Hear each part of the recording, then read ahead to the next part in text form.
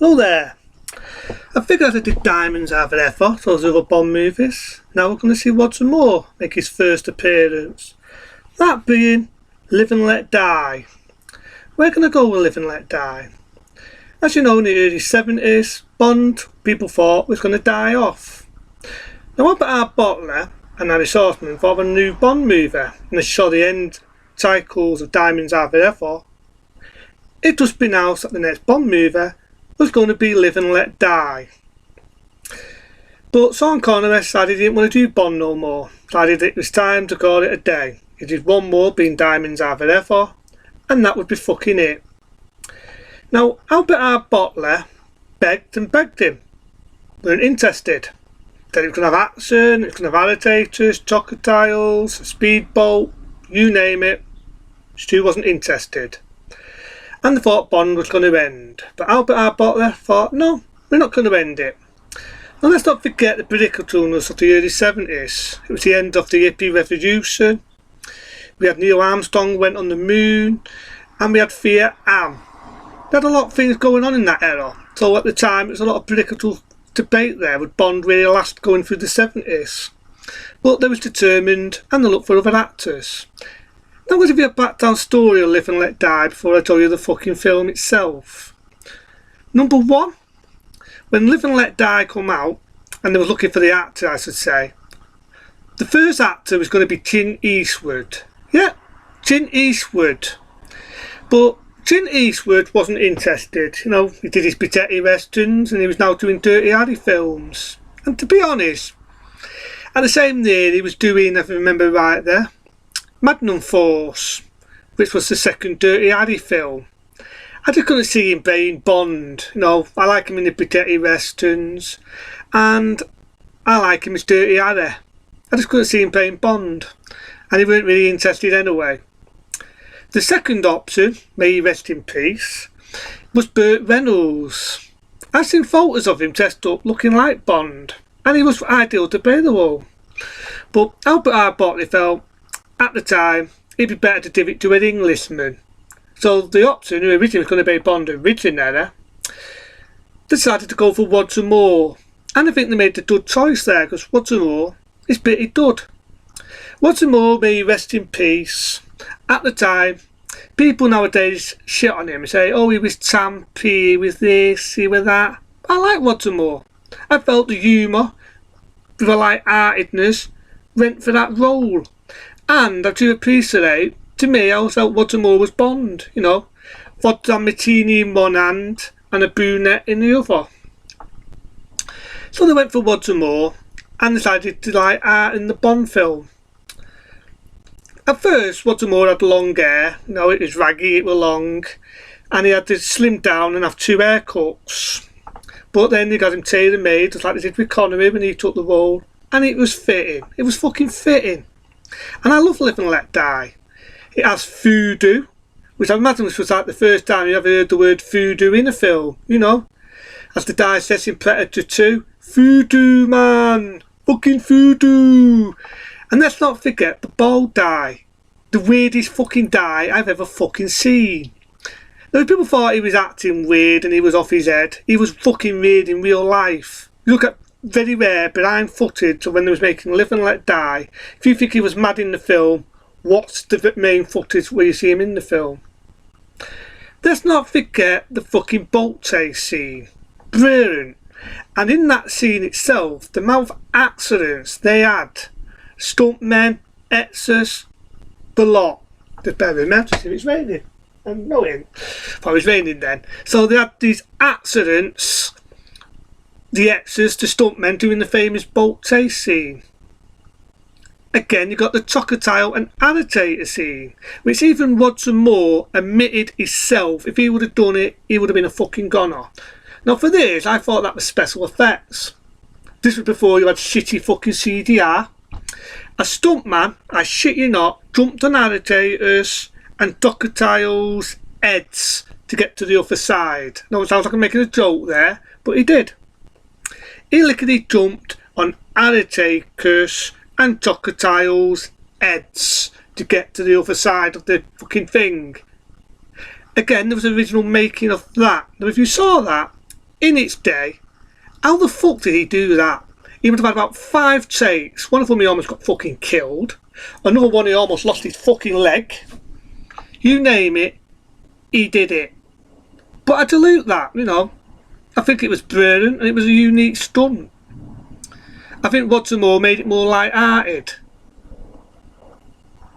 Now at first, Roger Moore was a bit nervous. You know, he was scared of saying the lines, you know, my name's Bond, James Bond, and thinking, shit, am I going to sound like fucking Sean Connery? But he did it. He pulled it off and he made it lighter-hearted. But I'm not going to ever say Roger Moore was light and he was loving and kind, because when I think about it, the early Bond movies, he was a bit of a bastard. Don't mean in real life, I mean the character was a bit of a bastard. Think about it. You had Solitaire, right? Well-known actress. I'd think of her name. Dudley Moore, I think her name was. Julie Moore. And could be right, could be wrong on that. I can't think of her name now. Well-known actress. And she can tell fortunes, right? Juliette Moore, I think her name was. And she could tell fortunes, right? And what does he do? He cons her. He uses a fake card, so he napped himself, that says we're going to be lovers, just so he can get her in fucking bed. The next Bond movie, Man with the Golden Gun, what does he do? Slaps a woman about, tortures her, to get in for fucking Mason. Not talented. Sean Connery went and sat this sugar and sweet. Look at Diamonds Are Forever. He's wrapping a martini's top and a poor woman's neck, strangling the fucking life out of her just to get information out of her. So I can't. And from Muscle of Love, he's slapping a woman. And in fucking Thunderball, he's using one as a fucking shield to protect himself. So Connery was, not sounding like the series of The Saint, was barely The Saint. You could say that The Saint did influence Roger Moore, and you can see that in Bond, but with Bond he made it more of his own. And I love the way they made it the opposite. I just wish they did that with George fucking Lazenby. Instead of Roger Moore smoking cigarettes like Connery did as Bond, he actually smoked cigars. There are bits where he just drinks the vodka and martini, which is a well-known drink. But he also drinks different drinks, and has different characteristics than how Connery would have played Bond. And I do like the villain. Sorry about that, my fucking timeline accidentally went off. I have to put this in 2 parts. And I do like, as I was about to say, the fucking villain in it. This was in the days when you had Back for Chasers films. You know, you had Baccarat and all that type of stuff. So it was fitted to have, you know, a different race of a villain. It was kind of like a darker version of James fucking Bond. It's a good film, and I do like the Bond film. I'll have to compare this in 2 parts, because I accidentally slipped this and it knocked the fucking camera off. How fucking annoying is that? But all said and done, Live and Let Die is not a bad one, and I do think it keeps its date very well. It's action-packed when it wants to be, and it does have a lot of action. You've got crocodiles, and you've got alligators, you've got the amazing boat scene, you've got it fucking all, with Solitaire thrown in. How else can I put it? Roger Moore actually just dived Paul McCartney and his wife from the Wings to sing the theme tune. And what a fucking theme tune it is. Live and Let Die. Even today, people remember that iconic song, you know. Live and Let Die. I better not sing the rest, because I probably will end up killing the fucking song. There's a weird bit of history about the film, like when Roger Moore, there's a deleted scene, which you can never find, where Roger Moore sees a guy that tells fortunes, you know, he tells what's going to happen in the future. And this was a real guy that really dealt with voodoo. He wasn't an actor, this was a real one that really dealt with it. And everything he said to Roger Moore did happen in his future life. And it kind of freaked Roger Moore out, that. Again, you got the man what cannot die. You got that mad ending where you hear him laughing, had that really evil laugh. Ha ha ha ha ha. Just I'm doing a shit job. I like Live and Let Die.